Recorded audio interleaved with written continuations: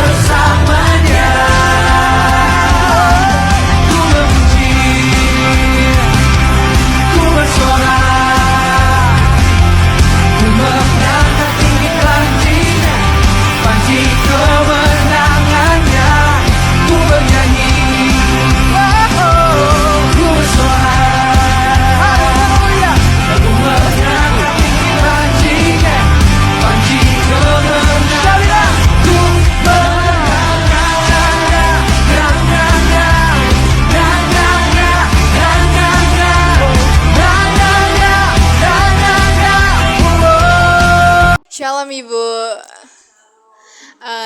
Jadi kami di sini perwakilan dari kelas 10.4 yang akan mewawancarai Ibu tentang sejarah berkembangnya gereja ini dan visi misi gereja ini. Sebelum itu boleh Ibu perkenalkan dulu nama Ibu. Terima kasih.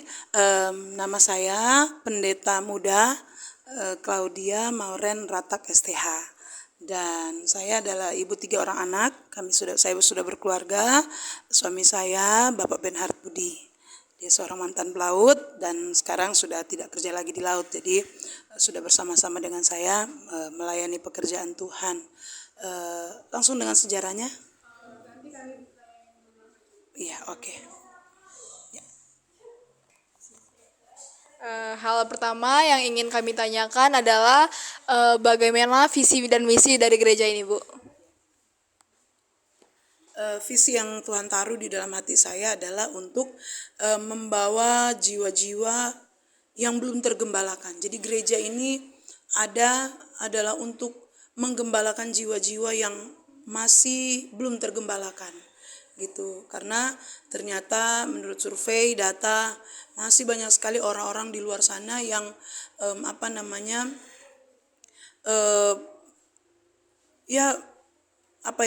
sudah Kristen tapi tidak ada gereja sama sekali. Dan itulah visi saya ingin bawa orang-orang tersebut untuk ada di tengah-tengah pelayanan ini, karena saya percaya bahwa setiap pelayanan itu ada warnanya masing-masing, ada karakternya masing-masing, ada tanggung jawabnya masing-masing gitu ya, dan ada ciri khasnya masing-masing. Dan saya adalah seorang yang ditaruh hati oleh Tuhan untuk melayani jiwa-jiwa yang ada di dunia malam, ada di orang-orang yang terpinggirkan lah gitu ya, yang tertolak. Itu menjadi visi saya. Itu yang menjadi misi saya, dan visi saya adalah ingin membuat pekerjaan Tuhan ini gitu ya. Membuat pekerjaan Tuhan ini menjadi satu pekerjaan Tuhan yang tidak hanya bekerja di dalam ruang lingkup organisasi gereja saja, tapi kami bergerak keluar gitu. Bergerak keluar untuk menjangkau orang-orang seperti yang saya katakan tadi. Itu visi dan misi saya gitu. Oke, pertanyaan selanjutnya, apa sih sejarah berdirinya gereja ini, Bu? Atau awal mula berdirinya gereja ini? Ya, gereja ini awalnya dimulai pada tahun 2000. Pelayanan ini dimulai pada tahun 2023 bulan November. Itu awal mula kami memulai pelayanan ini. Kemudian baru kami daftarkan ke organisasi gereja kami pada bulan Mei. Di situ saya mendapatkan surat tugas dan saat ini saya sementara seiring dengan perkembangan pelayanan ini, kami sementara menunggu untuk dilantik mendapatkan surat keputusan dari organisasi gereja kami gitu. Jadi kurang lebih gereja ini hampir mau jalan 3 tahun lah bulan November, tapi secara organisasi gereja ini baru dijalankan secara resmi mulai bulan Mei 2024 gitu.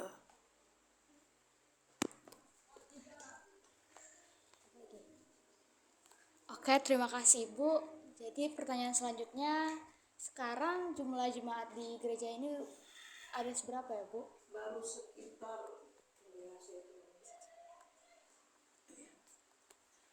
jemaat yang saya di sini ya. Soalnya saya juga ada melayani anak-anak ceria, itu termasuk nggak? Nggak ya?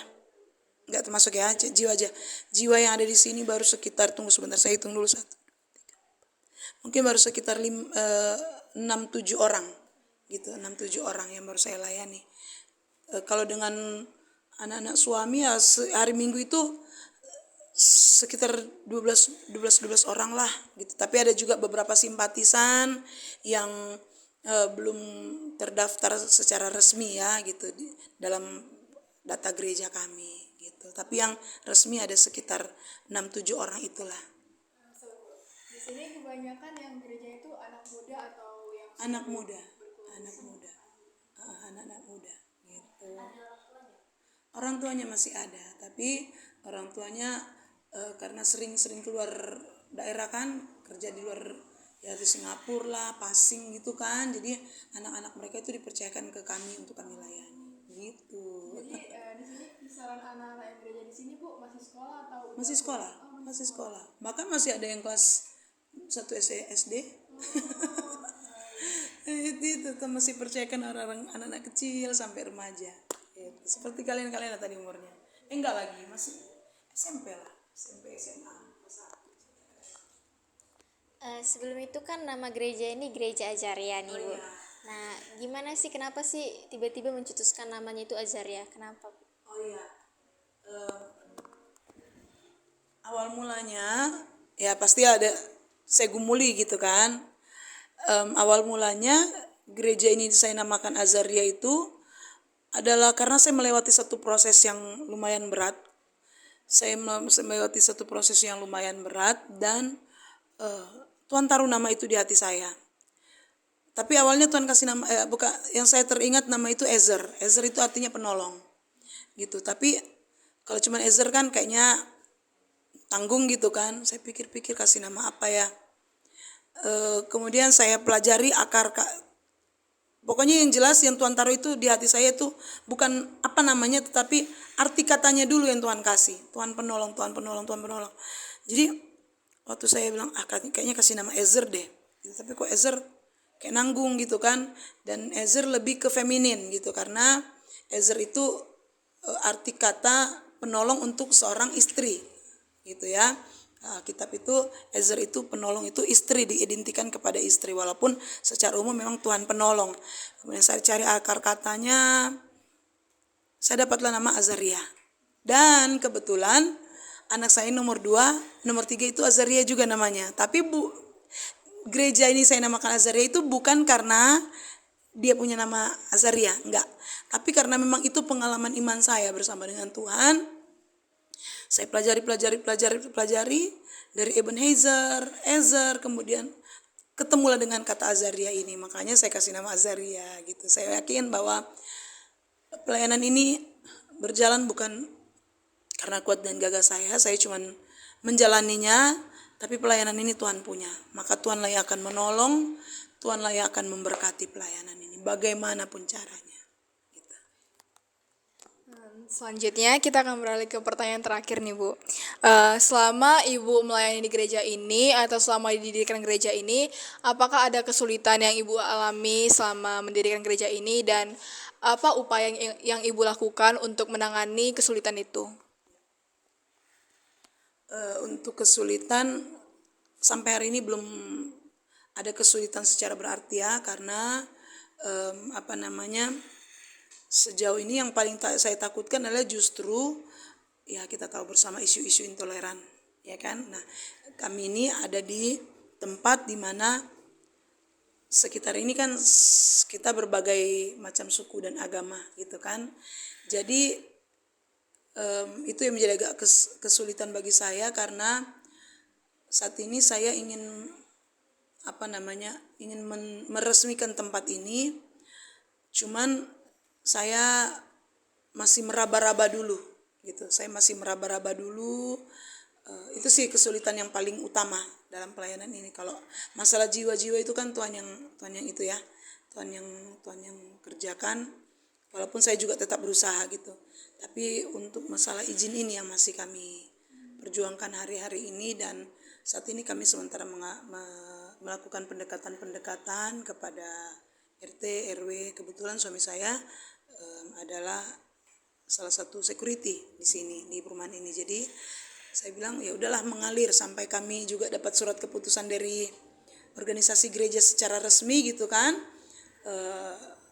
Baru kami akan mengurus surat domisili kami, dan selama rentang waktu itu kami melakukan pendekatan dengan warga, dan tentunya juga kepada perangkat RT RW supaya minimal kami diizinkan beribadah dan membuat bukan dulu pakai nama gereja gitu, tapi dikasih saran kalau masih di tempat seperti ini tulis saja namanya rumah doa gitu. Itu jadi kami sementara usahakan itu, dan topang kami dalam doa supaya ada gereja di perumahan ini, karena memang di perumahan ini belum ada gereja gitu. Geraha Nusa Batam ini belum ada gereja, depan sana sini belum ada gereja sama sekali.